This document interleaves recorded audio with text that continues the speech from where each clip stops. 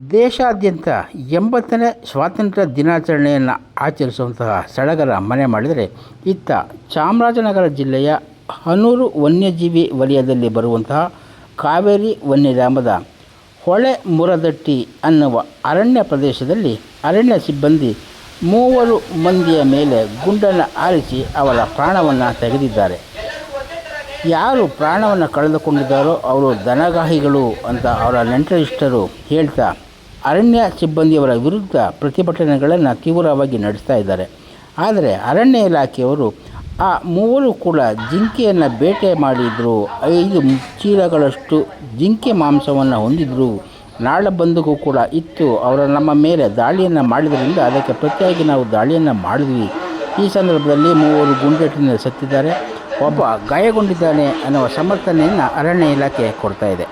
ಆದರೆ ಮೃತಪಟ್ಟಿರುವ ಊರಿನವರು ಮತ್ತು ಆ ಭಾಗದ ಜನರು ಇದು ಬೇಕಾಗಿಯೇ ನಡೆದಿರುವಂತಹ ಕೃತ್ಯ, ಅವರು ದನಗಾಹಿಗಳಾಗಿದ್ದರು, ಅವರನ್ನು ಯಾಕೆ ಕೊಂದಿದ್ದಾರೆ, ಹಾಗೆ ಕೊಲ್ಲುವುದಕ್ಕೆ ಅನುಮತಿಯನ್ನು ಕೊಟ್ಟವರು ಯಾರು, ಅವರು ತಪ್ಪಿತಸ್ಥರೇ ಆಗಿದ್ದರೆ ಬಂಧನಕ್ಕೆ ಒಳಪಡಿಸುವುದಾಗಿತ್ತು.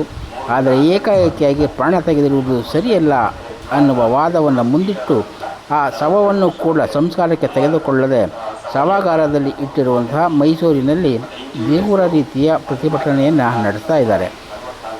ಆ ಭಾಗದ ಶಾಸಕರು ಮತ್ತು ಸಚಿವರುಗಳು, ಜನಪ್ರತಿನಿಧಿಗಳು ಕೂಡ ಈ ರೀತಿಯ ಹತ್ಯೆಯ ಹಿಂದೆ, ಅಂದರೆ ಗುಂಡೇಟು ಮಾಡಿರುವಂತಹ ಪ್ರಕರಣದ ಹಿಂದೆ ಏನೋ ಇದೆ ಅನ್ನುವ ಸಂಶಯವನ್ನೇ ವ್ಯಕ್ತಪಡಿಸ್ತಾ ಇದ್ದಾರೆ. ಈಗಾಗಲೇ ಮ್ಯಾಜಿಸ್ಟ್ರೇಟ್ ತನಿಖೆಯನ್ನು ನಡೆಸುವುದಕ್ಕೆ ಅಲ್ಲಿನ ಜಿಲ್ಲಾಧಿಕಾರಿ ಸೂಚನೆಯನ್ನು ಕೂಡ ಕೊಟ್ಟಿದ್ದಾರೆ. ಅದರ ಪ್ರಕಾರ ಅಲ್ಲಿನ AC ತನಿಖೆಯನ್ನು ನಡೆಸ್ತಾ ಇದ್ದಾರೆ.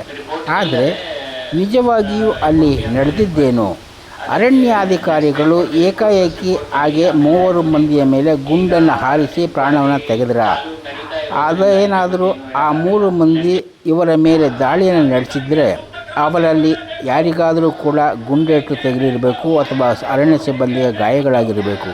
ಆದರೆ ಆ ಥರದ್ದು ಏನೂ ಆಗಿಲ್ಲ. ಇದನ್ನು ಪ್ರತಿಭಟನಾಕಾರರು ಮುಂದಿಟ್ಟು ಅರಣ್ಯದವರು ಸುಳ್ಳನ್ನು ಹೇಳ್ತಾ ಇದ್ದಾರೆ, ಏಕಾಏಕಿಯಾಗಿ 3 ಪ್ರಾಣವನ್ನು ತೆಗೆದಿದ್ದಾರೆ ಅನ್ನುವ ಹೋರಾಟ ಪ್ರತಿಭಟನೆಯನ್ನು ತೀವ್ರವಾಗಿ ಮಾಡ್ತಾ ಇದ್ದಾರೆ. ಇದು ರಾಜ್ಯದಾದ್ಯಂತ ದೊಡ್ಡ ಸುದ್ದಿಯಾಗ್ತಾ ಇದೆ. ಸ್ವಾತಂತ್ರ್ಯ ದಿನಾಚರಣೆಯ ದಿನದಂದೇ ಇಂತಹ ಕೃತ್ಯ ನಡೆಯಲ್ಪಟ್ಟಿರುವುದು ನಿಜಕ್ಕೂ ದುರಂತವಾದುದು. ಈ ಘಟನೆಯ ಹಿಂದೆ ನಿಜಕ್ಕೂ ನಡೆದಿರುವಂಥದ್ದು ಏನು ಅನ್ನುವುದರ ಸತ್ಯಾಸತ್ಯತೆಯನ್ನು ತನಿಖೆಯಿಂದಲೇ ಸಾಬೀತು ಮಾಡಿಕೊಳ್ಳಬೇಕಾದ ಅನಿವಾರ್ಯತೆ ಇದೆ. ಈಗಾಗಲೇ ದಕ್ಷಿಣ ವಲಯ DIG IGP ಡಾಕ್ಟರ್ ಬೋಲಿಂಗಯ್ಯ ಅವರು ಸ್ಥಳದಲ್ಲೇ ಮೊಕ್ಕಾಮೂಡಿದ್ದಾರೆ. ಉಪವಿಭಾಗಾಧಿಕಾರಿ ಮ್ಯಾಜಿಸ್ಟ್ರೇಟ್ ತನಿಖೆಯನ್ನು ಕೂಡ ಈಗಾಗಲೇ ಆರಂಭ ಮಾಡಿದ್ದಾರೆ. ಜನಪ್ರತಿನಿಧಿಗಳೆಲ್ಲರೂ ಕೂಡ ಅರಣ್ಯಾಧಿಕಾರಿಗಳದೇ ತಪ್ಪಿದೆ, ಅವರು ಯಾಕೆ ಗುಂಡನ್ನು ಆರಿಸಿ 3 ಬಲಿ ತೆಗೆದುಕೊಂಡು, ಇದಕ್ಕೆ ಕಾರಣಗಳನ್ನು ಕೊಡಲೇಬೇಕು.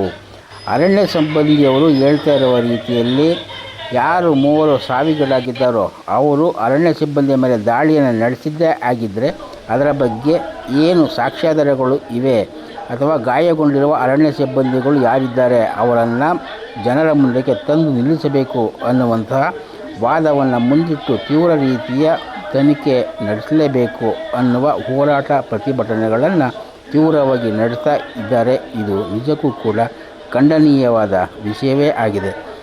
ಅರಣ್ಯಕ್ಕೆ ಹೋಗುವವರು ಅಥವಾ ಅರಣ್ಯದಲ್ಲಿ ಪ್ರಾಣಿಯನ್ನು ಬೇಟೆ ಮಾಡ್ತಿದ್ರು ಅನ್ನುವ ಆರೋಪ ಇದ್ದರೆ ಅಂಥವರನ್ನು ಬಂಧಿಸಿ ಕಾನೂನು ಕ್ರಮಕ್ಕೆ ಒಳಪಡಿಸಬೇಕಾಗಿತ್ತು.